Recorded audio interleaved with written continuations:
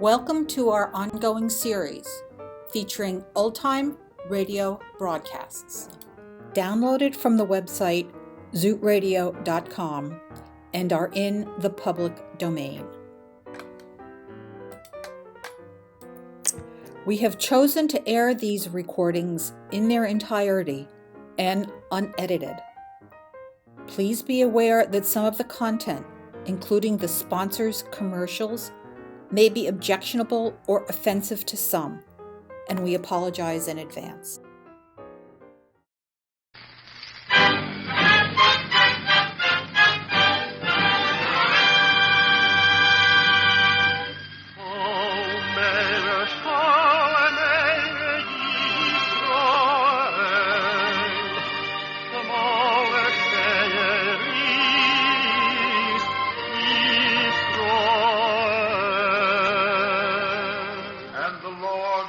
Unto Moses, saying, Command the children of Israel that they bring unto thee pure oil olive, beaten for the light, to cause the lamps to burn continually in the tabernacle of the congregation.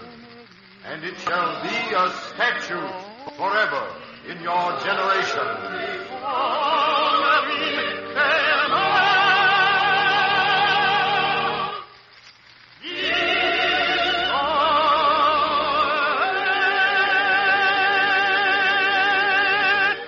The Eternal Light.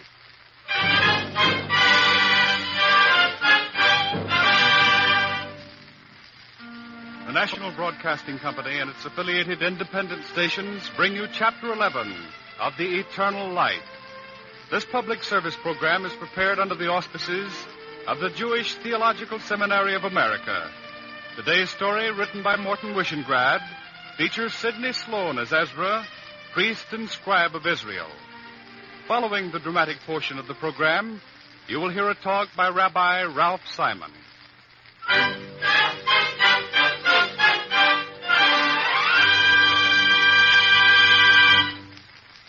If I forget thee, O Jerusalem, let my right hand forget her cunning. If I do not remember thee, let my tongue cleave to the roof of my mouth.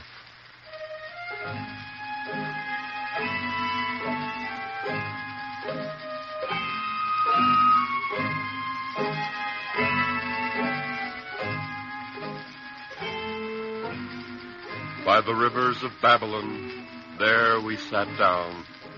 Yea, we wept when we remembered Zion. We hanged our harps upon the willows in the midst thereof, and they that carried us away captive required of us a song. For there, they that wasted us required of us mirth, saying, Sing us one of the songs of Zion. But how shall we sing the Lord's song in a strange land?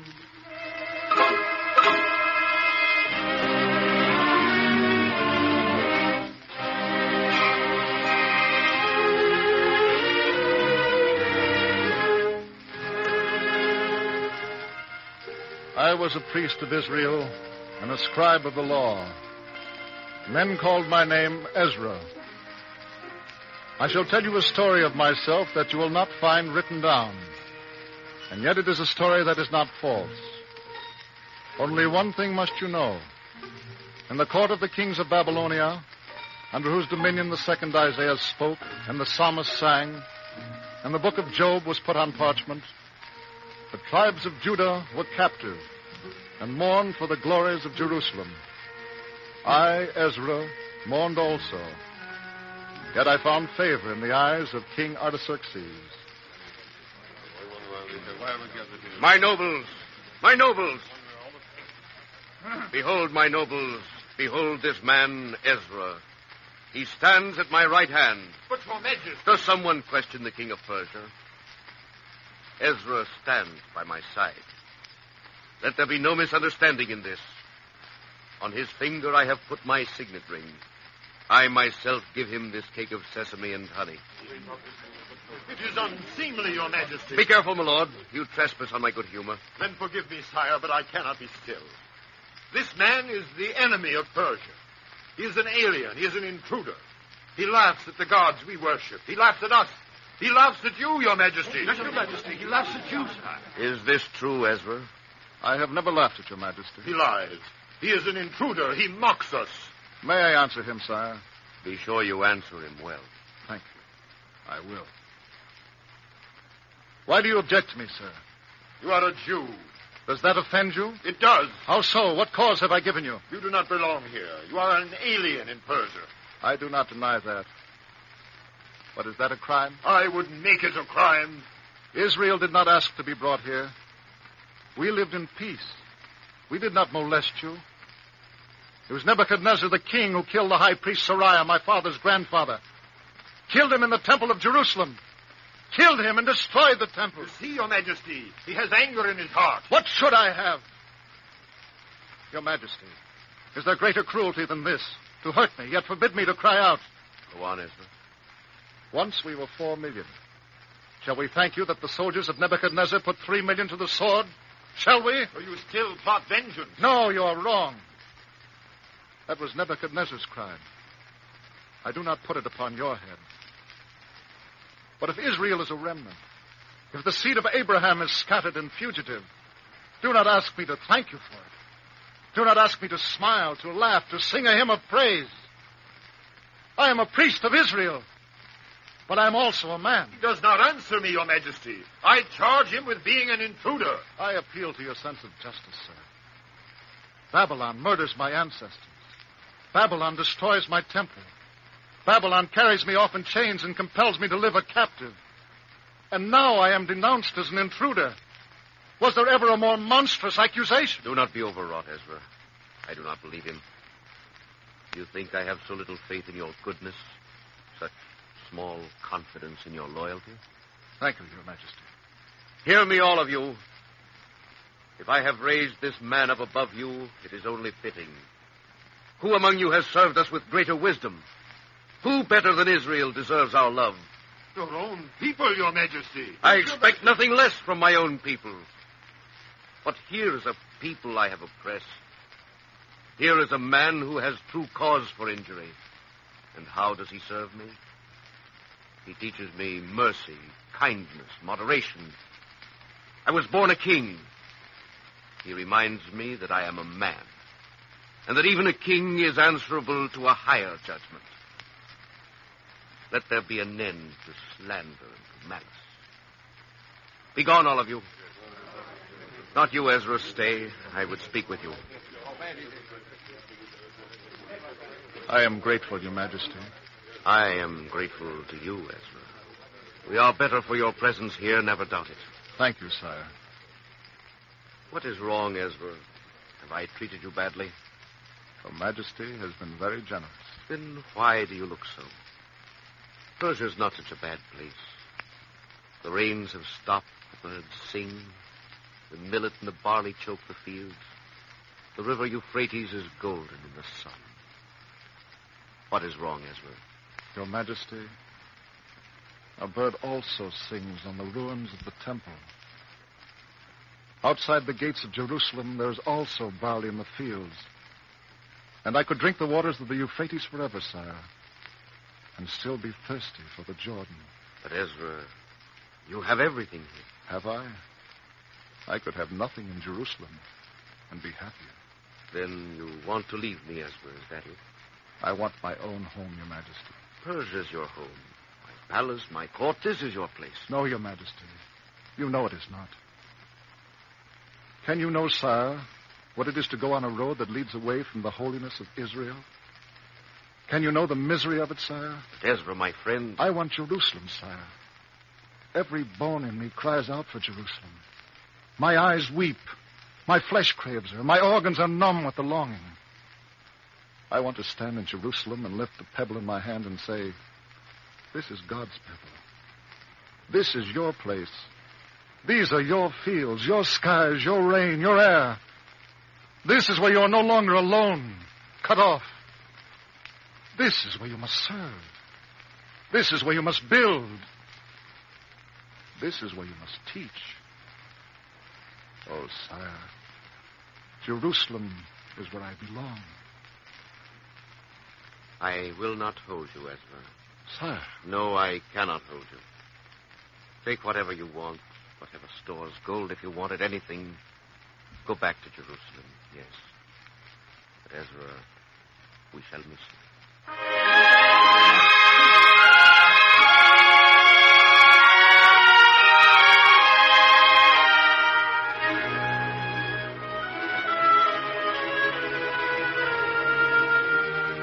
In the 7th year of the reign of Artaxerxes, I, Ezra, priest and scribe, the son of the house of Aaron, accompanied by Levites and singers, and 1,000 and more of the seed of Abraham, departed in joy from Persia. And God led us by the right path through the desert, and brought us to the place of our longing.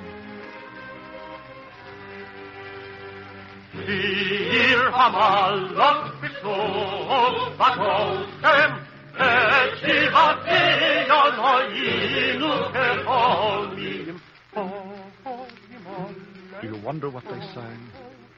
We were like them that dream. Our mouth was filled with laughter, and our tongue with singing. Oh, the Lord hath done great things for us, whereof we are glad. They that sow in tears shall reap in joy. He that goeth forth and weepeth, bearing precious seed, shall doubtless come again with rejoicing, bringing his sheaves with him. Oh, turn again our captivity, O Lord, as the streams in the south.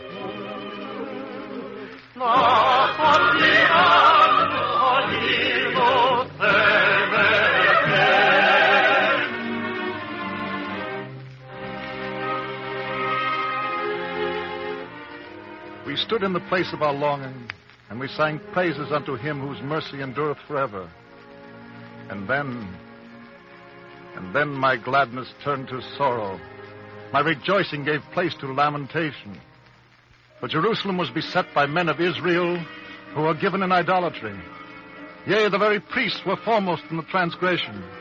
From sunrise to sunset his name was not glorified. And there was reverence among the people for false images. And there was marriage with the heathen. And the ways of the heathen were strong in the new sanctuary which had been builded. And I blushed and was ashamed. And I, who was a priest, denounced the priests for their iniquity. Why are we gathered here this time of the car? Why don't we talk about all night? Why we gathered now? Why do you come here, Ezra? They're fighting to stay in Yes, Persia. why did you stay in Persia? Go back!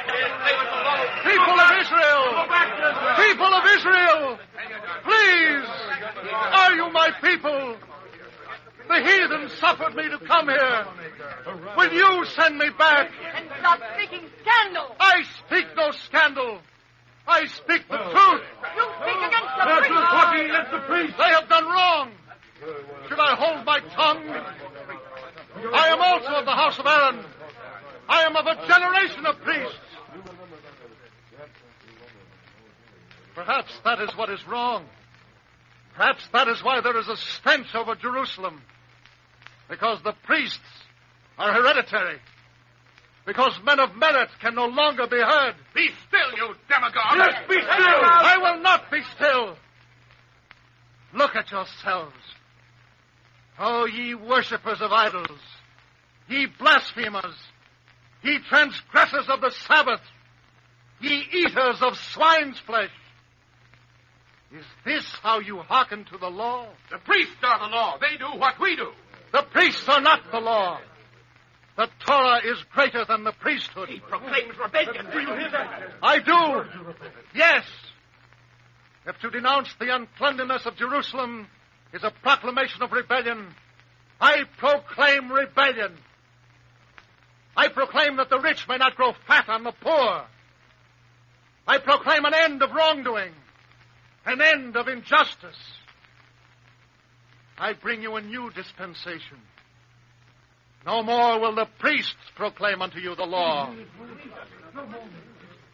The law itself will be given unto your keeping, that you may hearken to it, that you may live by it each day, each hour, each moment. That is what I must do, people of Israel.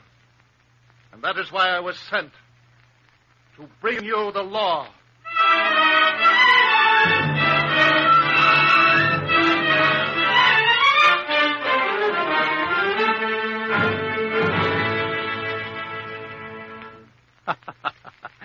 Why, you're not a bad-looking fellow. What do you want? Oh, always suspicious, aren't you? They told me you had a tongue. I asked what you want. Oh, come now, my friend. Laugh. Stop scowling. It's a fine day. So I say. That's better, isn't it? Now, as one priest to another. So, you're a priest. I confused you, didn't I? Well, confidentially, the priestly garments are an encumbrance. Sometimes. You know what I mean? Please continue. You know, I like you, Ezra. I always like a man to come right to the point. That's what I told the high priest. You know what I mean? If you'll excuse me, I have work to do. Work? Fiddlestick. Time enough for work? Please tell me why you've come. My, you are an impetuous fellow, aren't you? You're more like some of these rabble-rousing prophets than a priest. You know what I mean? I'm beginning to. Yeah, I knew you'd see the point. What are you trying to do, Ezra? I'm translating the books of Moses into a language for all the people to read and understand. That's what they told us. Put it away. I think you misunderstand me. You put the law away. Oh, did I? You and the other priests. You stood between the people and the law. Now it's time for someone to break down that barrier. Oh, come now. You're not making a speech now, Ezra. What's your price? You hit me. May God forgive me for it. He'd better, Ezra, because I won't. Get out. In good time, Ezra, in my own good time. Now listen here. No one, you hear that? Not you, not the prophets, not anyone. No one is going to trifle with us. We are the priests, do you understand? We'll keep what we have. Now, that's what you should be doing instead of betraying your class. Now, you're not such a bad-looking fellow. In your place, I'd try to stay that way. You know what I mean?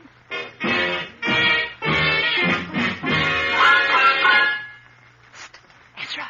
Do you want me? Not so loud. They're watching. Who? The priests. I have no fear of them. I do. Not so loud, Ezra. Very well. What do you want, woman? People are with Ezra. And you whisper that? Don't whisper it. Shout it. Please. We're afraid. Maybe we shouldn't be afraid. All right, I'll tell you. The priests represent the rich men. They grow fat. They persecute us worse than the Persians. Go on, Ezra. Write the law for us in a language we can read. Go on, Ezra. Don't let them stop you.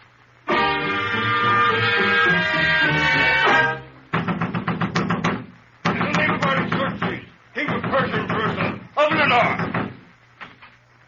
What do you want, officer? Your name, Ezra? It is? It is reported that you are engaged in seditious enterprises against His Majesty. Is that what they told you to say? Never mind who told me what to say. Is the charge true? Isn't that for the judge to decide? Yes, you're quite right. Come with me.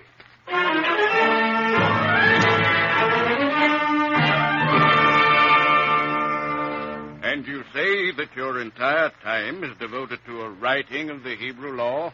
I am only transcribing the law, Your Honor. It is the law handed down by Moses. That does not concern us. How can you prove that your writings are not subversive? I cannot, Your Honor. They are subversive. Ah, then you admit the charge. Only insofar as the Holy Scripture is subversive of wrongdoing and evil. Artaxerxes is my benefactor. I would do nothing against him. Can you prove that? Only my word, sir. Or, perhaps this parchment. Give it here. Artaxerxes, King of Kings, unto Ezra the priest, the scribe of the law of the God of heaven, so forth, so forth. It is a safe conduct, Your Honor. Oh, I see. And whosoever will not do the law of thy God and the law of the king, well, then. Officer. Yes, sir. Arrest the accusers of this man. If you please, sir. How so? Leave them, sir. Huh? I have not used this paper until now. Pray God I shall never use it. What is between me and Israel shall remain between me and Israel. I ask you not to intervene, Your Honor. But these men would kill you. I despise them for it. Then you have them killed. It's in your power. No, Your Honor. Shall I do to them what I despise in them? Shall I become like them? I don't understand you. I'm sure I don't. But it's your affair. Next case.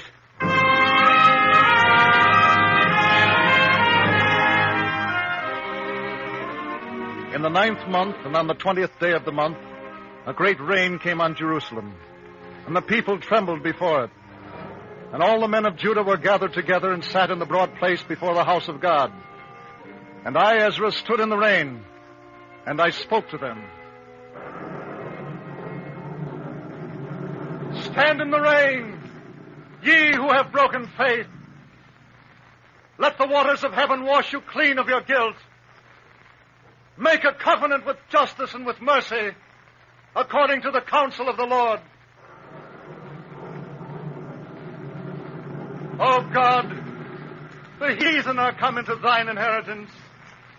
We are become a taunt to our neighbors, a scorn and a derision to them that are around us. Help us, God of our salvation. Let thy compassion speedily come to meet us, for we are brought very low.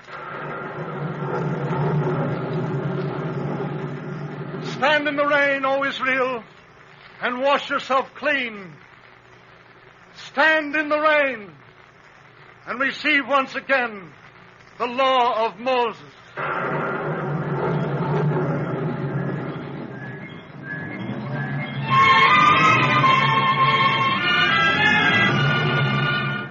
You can't keep me out of the temple. I'm an Israelite. I'm a priest of the temple. You don't enter. Go back to Ezra.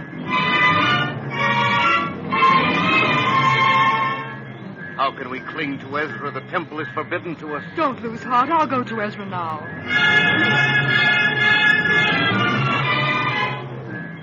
And he wouldn't admit your husband? No, Ezra, because he sides with you.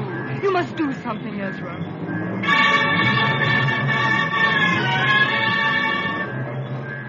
So you came, Ezra. I warned you you'd come to me. Now, my friend, we will negotiate. On my terms, you know what I mean?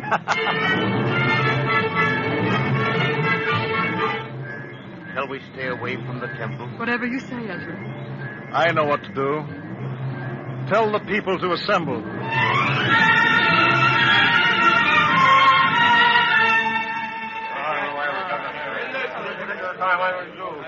Tell us what to do, Ezra. Go back to Persia, you troublemaker. Let Ezra speak. Demagogue. Be silent, demagogue. He's an agent of the priest. Drive him away. No, I say. Let him stay. Let everyone stay. Today the people of Israel decide what to do.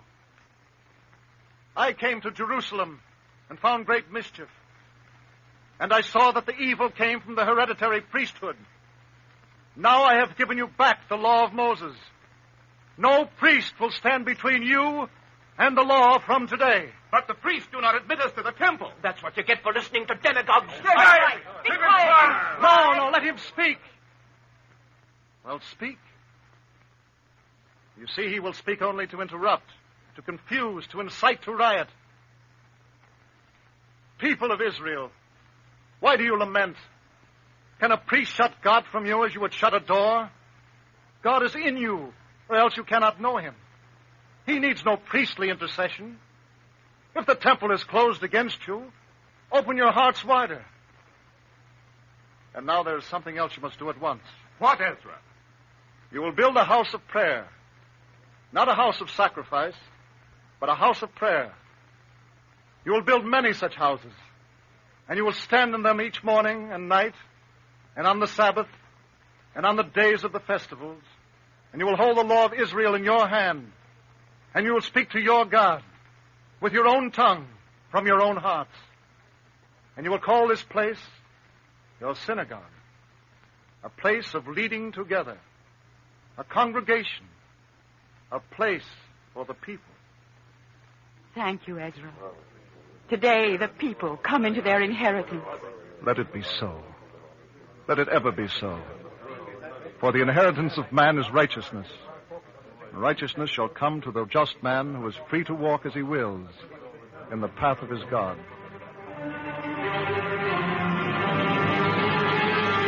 Wir haben Lot שוב בגופכם את שיבת ציון היינו כחולמים. Ezra, the priest and the scribe of Israel, still lives. He lives not only for the seed of Abraham, but he lives also for all men in all lands. Therefore, sing again, O Israel. Sing again with the psalmist. Sing Shir Amalon. For when the Lord brought back those that returned to Zion, we were like unto them that dream. Then was our mouth filled with laughter and our tongue with singing. Then said they among the nations, the Lord hath done great things with thee. The Lord hath done great things with us. We are rejoiced.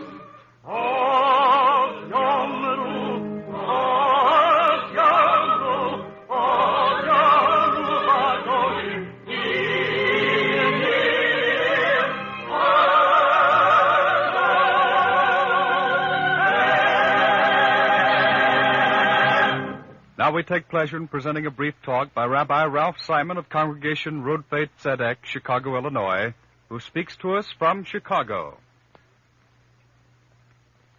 It is difficult for modern men to realize that those institutions which we take for granted today are in reality the products of some great revolution that once took place in man's thinking and conduct.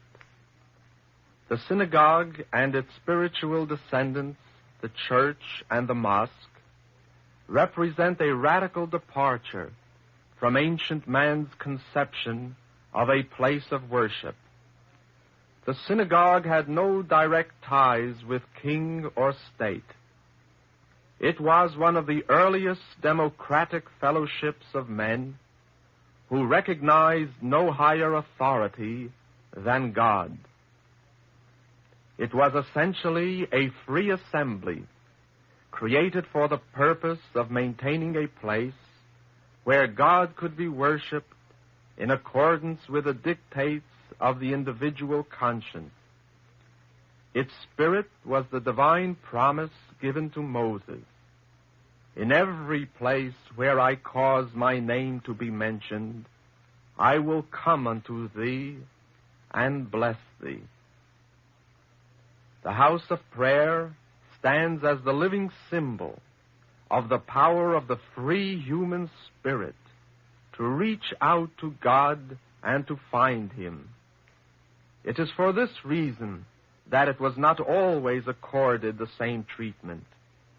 Where men were oppressed and enslaved, their churches were likewise controlled or entirely suppressed.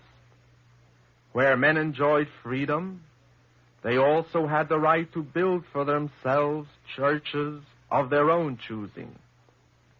Our own country had its very beginnings in the search for a place where they could worship God without interference. What sought they thus afar? Bright jewels of the mine, the wealth of seas, the spoils of war? They sought a faith's pure shrine. From the days of Ezra to the year 1944 marks a span of over 2,300 years.